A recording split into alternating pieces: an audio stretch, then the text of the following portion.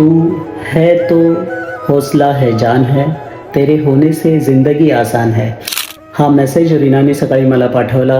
काही मेसेज असे आले की you are the pillars of my life, you are the strength of my life. आणि तेव्हा असं लक्षात आलं की आज इंटरनॅशनल मेन्स डे आहे आणि म्हणून सर्व पुरुषांचं कौतुक होत आहे.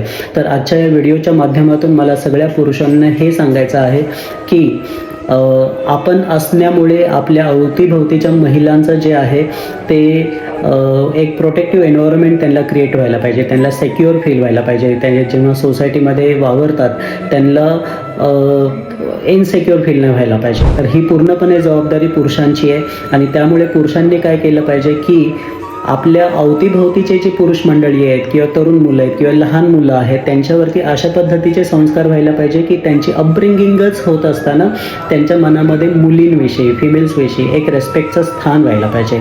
आणि हे जर का वातावरण निर्मिती जर का झाली तरच खऱ्या अर्थाने पुरुष पणाला अर्थ येईल आणि इंटरनॅशनल मेन्स डे आपण सेलिब्रेट करण्याला अर्थ राहील.